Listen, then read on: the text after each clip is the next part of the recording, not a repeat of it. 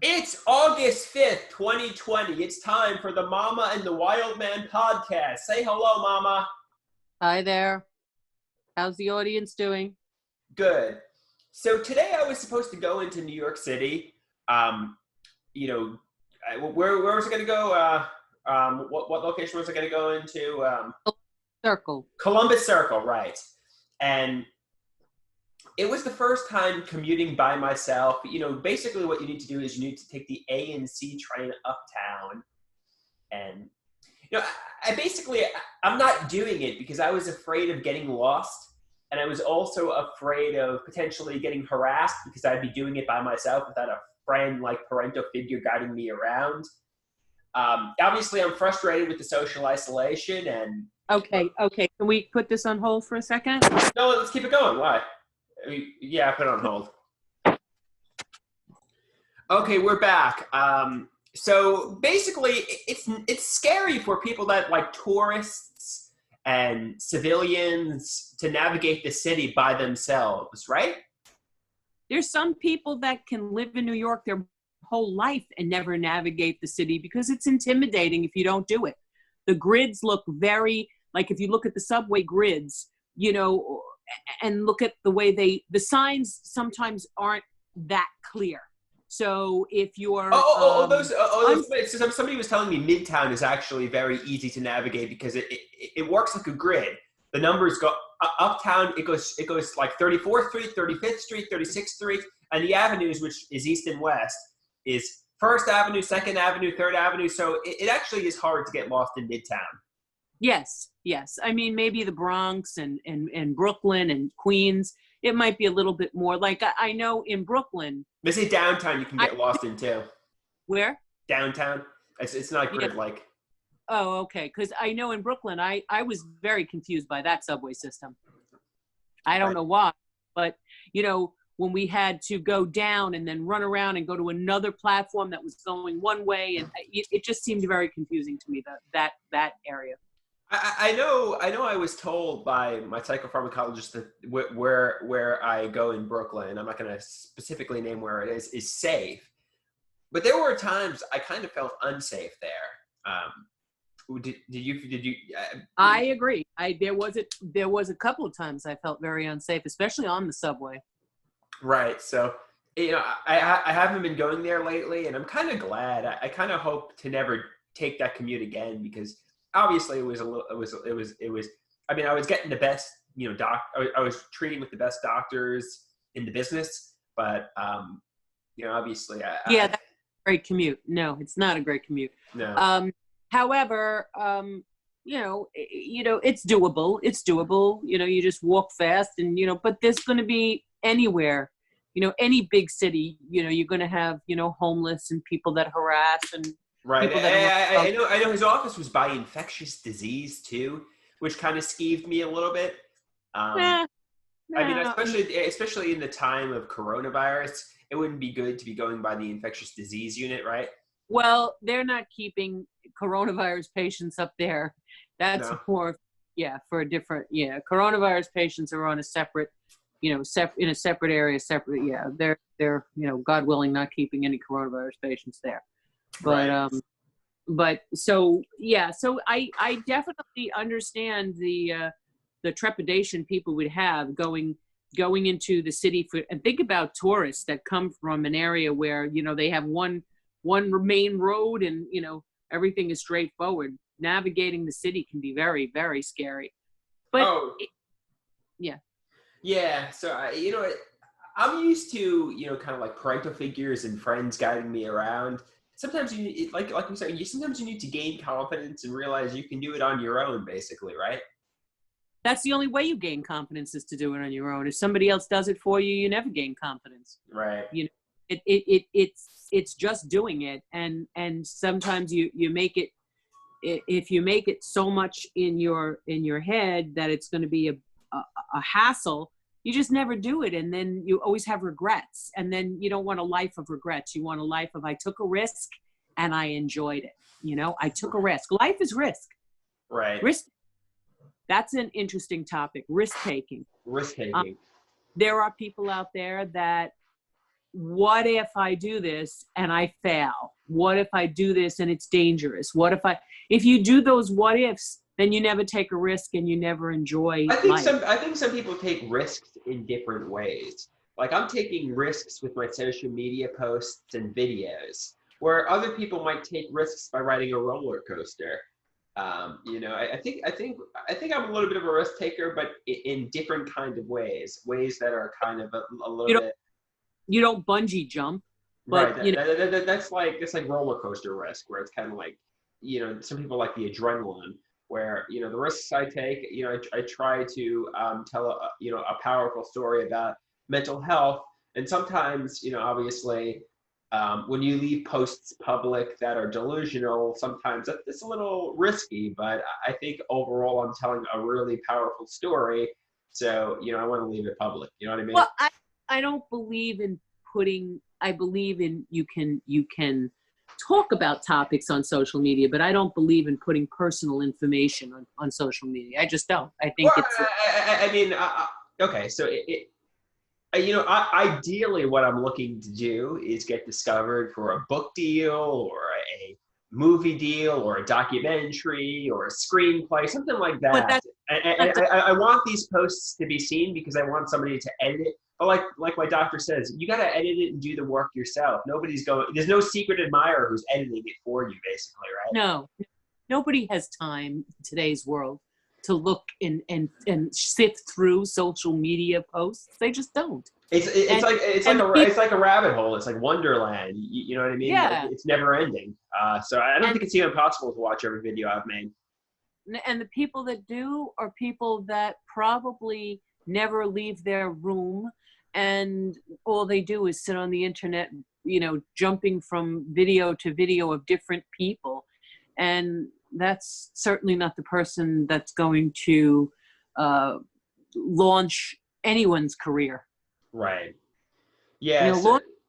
Launching a career takes hard work, a lot of footwork, a lot of leg work, a lot of knocking on doors, a lot of taking crappy jobs just to get 5 minutes on stage. And, without going into detail, because I don't want to get too specific, I've had problems with cyberbullies, and I was imagining they were undercover celebrities or a friend from years ago, in disguise, and they were playing a prank on me. But most likely, it's just some guy with too much time on his hands, right? No, there are professional cyber bullies out there, and what they do is they actually set up computers where they pick out vulnerable entities on the computer that they see there's a vulnerability in a person, or that the person is searching, and they can tell.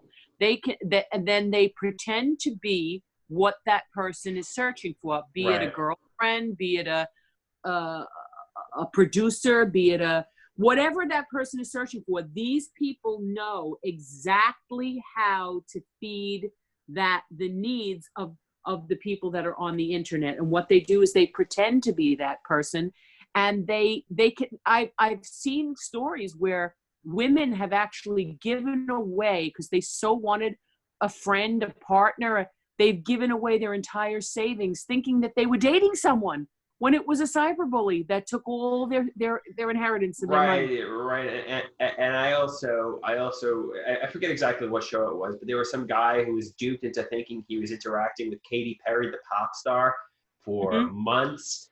And basically he was being duped by a cyberbully. And I think something very similar happened with me. I'm not going to go into details, but I was being duped into thinking the cyberbully was somebody who was, going to make me a Hollywood superstar rather than somebody who was looking to harm me. You know what I mean? I hate to say it, but the internet is a very, very dangerous, toxic place. I mean, maybe a few positive things come out of it, with maybe communicating with people that you haven't seen or overseas or whatever. But other than that, I think the internet's a dangerous place. How do I say this? It's all like fake, duped news. I don't think it's any of it's really that real, because how could it be? I mean, people that are professional don't really want to put that information out there. They don't have to. Donald Trump is, posting on Twitter, and he's getting, Well, that's different. factual, real information out to the public. You know, I mean, you know. Yeah, so I guess I'm wrong that there are platforms that are good that get a lot of information out there to a lot of people, especially if you've already got a following. But for those of us that you know don't have that, you know, that famous name, you know, a lot of people, you know, aren't going to follow us. They just don't. Part of the reason people like the internet is because of anonymity, and I will explain what I mean. You know, there was a time, you know, back in 2005 when I would troll internet forums, which, if you don't know what that is, I would post on professional wrestling forums, and there were wrestlers who were universally disliked, such as Kevin Nash. He was a big wrestler. He was like a 7 foot. He couldn't wrestle. Like he was immobile in the ring. A lot of people hated him. So me and these other posters would pretend to be fans of Kevin Nash. And the technical wrestlers like Eddie Guerrero, who were popular amongst the forum, you know, we'd, you know, I guess the point is we would try to rile people up, you know, with, I guess the point is we try to rile people up but by pretending to be, basically by being trolls, and I don't know what my point is. Does this make sense? You there? Hello? I think my mom. You're cutting yeah, our connection. Yeah, you're cutting in and out too. I know. I hear you now. I guess the point is, internet trolling. I mean, sometimes people say things to get a reaction on the internet. Basically, you know what I mean? Yes, I agree. I think people. I think they're almost reaction addicted. Right. You know, right. Some people will say things on the internet to annoy people, to get people to react in a funny kind of way. You know what I mean? Mm-hmm. I do. I know. And like the example I would use, like I pretend that I liked Kevin Nash. Everybody's like, "How could you like Kevin Nash? He's a horrible wrestler." Or you pretend not to like the technical wrestler, and everybody reacts like, "How could you think this? You're delusional," or whatever. It's called trolling. Well, like in our day, when there wasn't the internet, people would do things like, let's take Shea Stadium and the Mets, okay? And they would have something called Banner Day. And to get a reaction out of large groups of people, there were people that would do things like make another team banner and go out on the field and, you know, and shake it to the fans just to get a reaction. So yeah, didn't you say Dad did that? He went out during Mets Day with the Cubs banner, and everybody was booing him, throwing things at him. It's kind of now what? It's kind of like a professional wrestler. You know, you go out there, you say things to get everybody to boo you, and you know it's like, you know, that you're going out there and you're, you know, it's a controlled setting. It doesn't say that you have to have a Mets banner, so there was no law broken. However, right. The fans in the stand were going to go after you. I mean, you heard people saying, "I'm going to kill that guy." Right. I mean, you're getting bottles thrown at your head. So, well, they don't allow bottles in the stadium. But it's like drunk. It's like drunken kind of like, I'm gonna. Well, yeah, it's cups. It's like I'm gonna, you know, it's kind of. So you have to, you know, you have to take it in stride. You have to, you know, you have to be smart about it too, you know, that, you know, disguise yourself, at least wear a hat, because, you know, but then again, like there are some people that just love to do that kind of thing. But that's kind of similar to social media. Right. I mean, especially internet trolling, where you were like, you know, Dad was basically an internet troll at Shea Stadium by going out there pretending to like the Cubs. Well, he likes the Cubs, but liking the Cubs during Mets banner day. You're supposed to have a Mets banner. He liked the Cubs, got everybody to boo him or react to him. It was an insult to the Mets. It was because he hated the Mets. Yeah. But he was there to see the Cubs, not the Mets. And there were Cub fans there, you know, but it was Mets banner day, not Cubs banner day. So right. It was funny.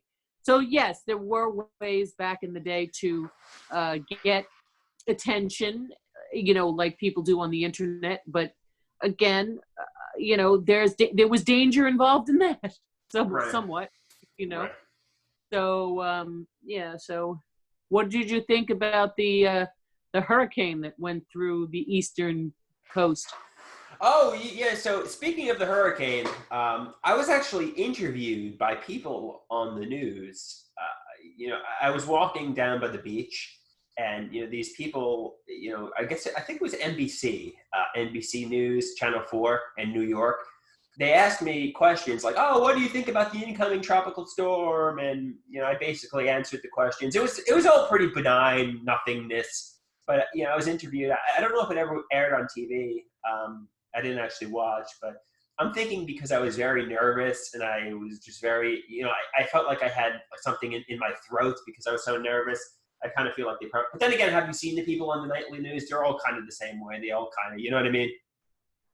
And the interesting thing is that, people that are doing storms and doing the news, I mean, you think all these people are going to see you, and half the time people aren't paying attention anyway. So, it's really, it's hard though. It's hard to, if you have like a stage fright kind of a thing, not to let it intimidate you.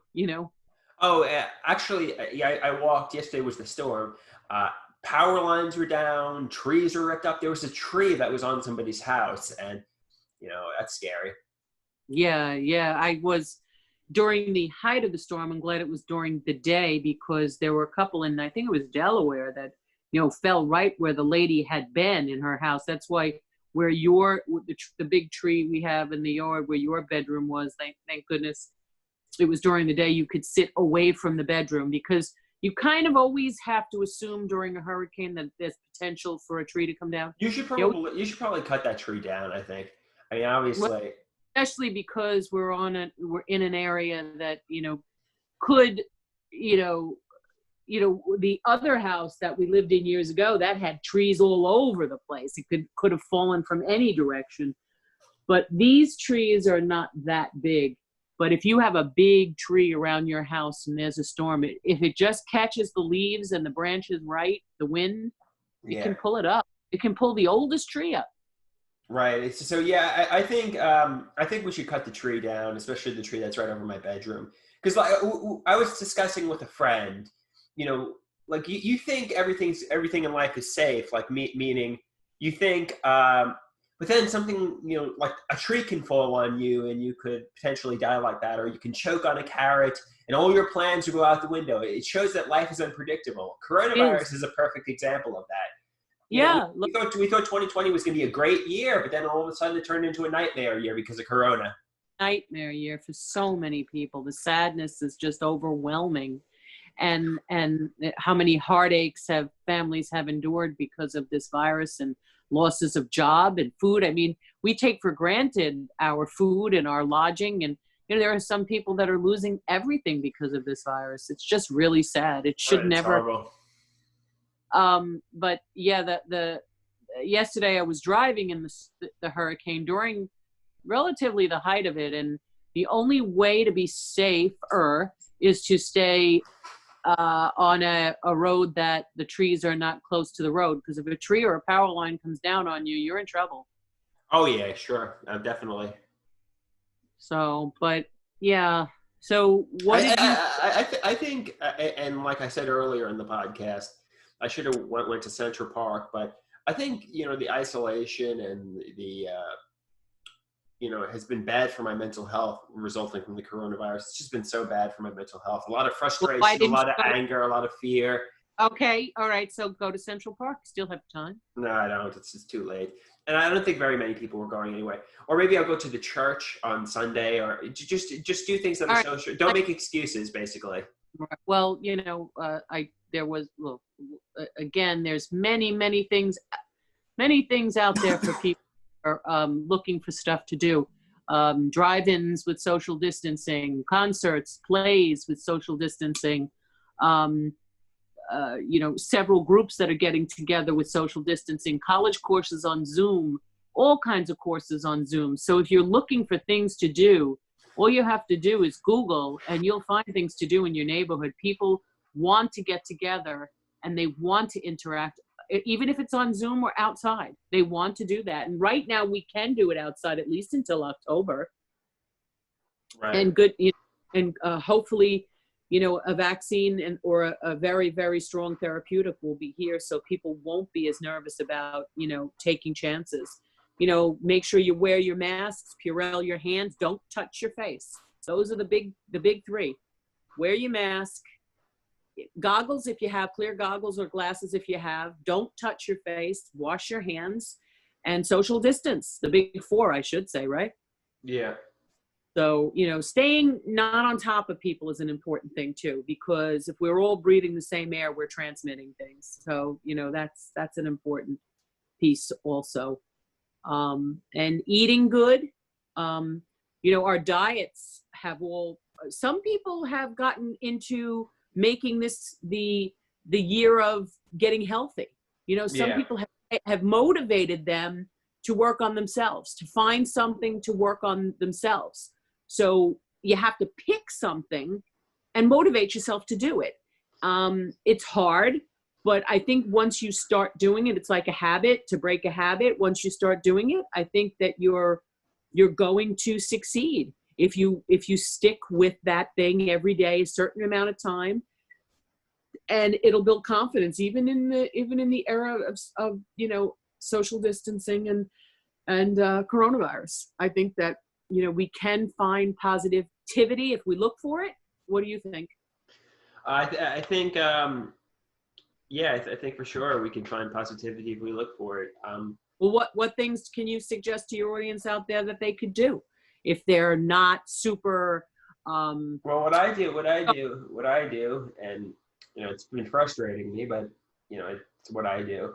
I take walks around the neighborhood. I usually walk for 2 or 3 hours a day. Is that your exercise for the day?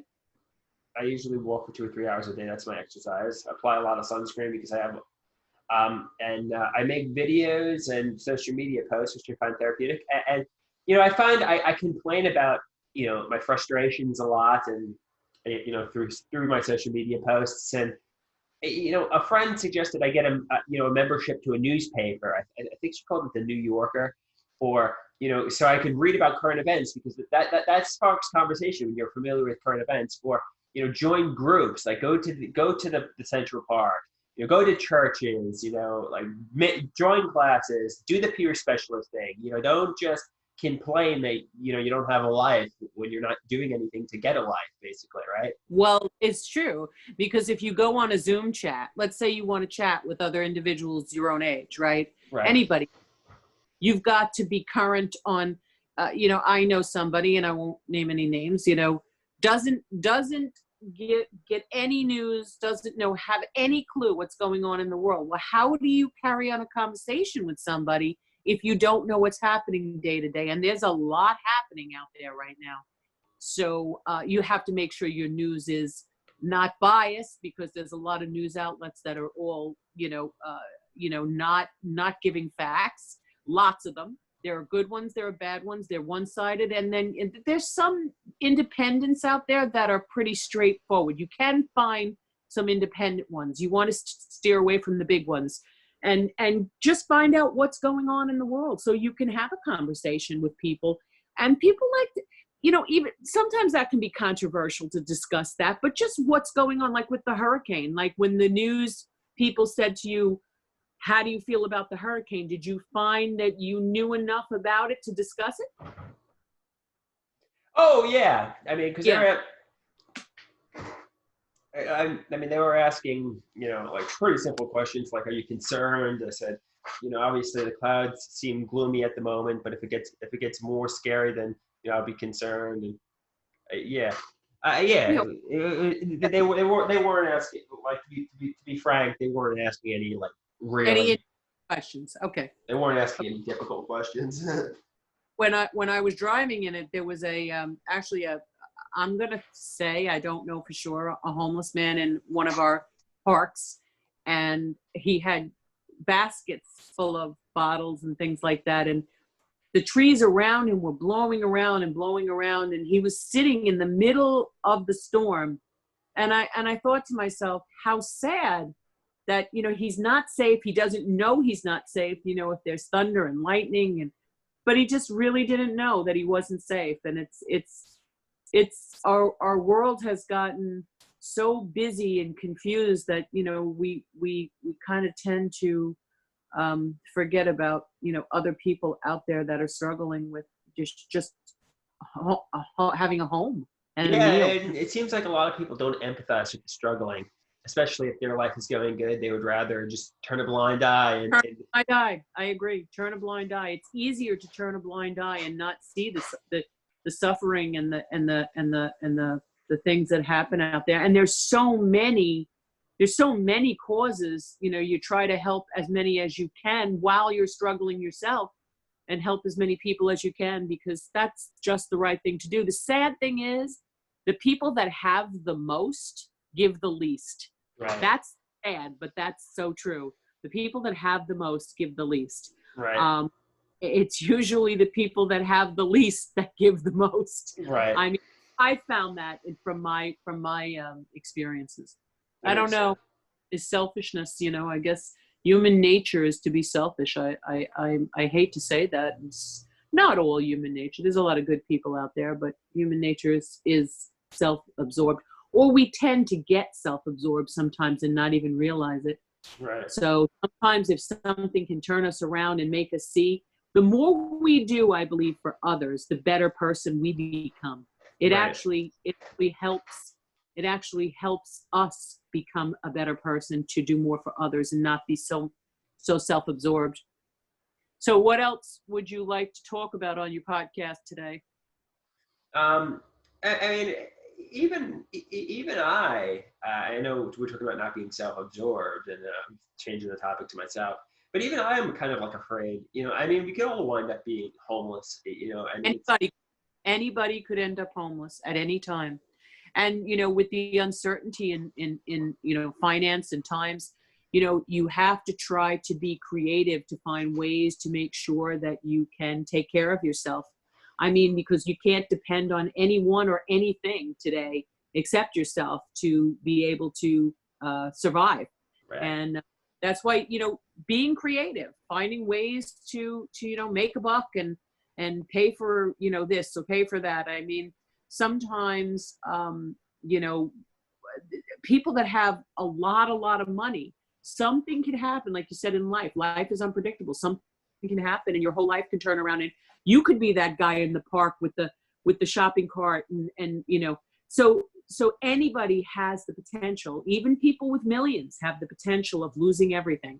So the big thing is, be productive in a lot of different areas. So you can hopefully try to mitigate the risks that life throws at us. So I think that's a positive thing to do, and always be open to other people and other people's plights, because people will remember you if you're kind and you're generous with your smiles, with your hellos, your people will remember you. Right. And okay, that is what it is. That is what it is. That is what it is.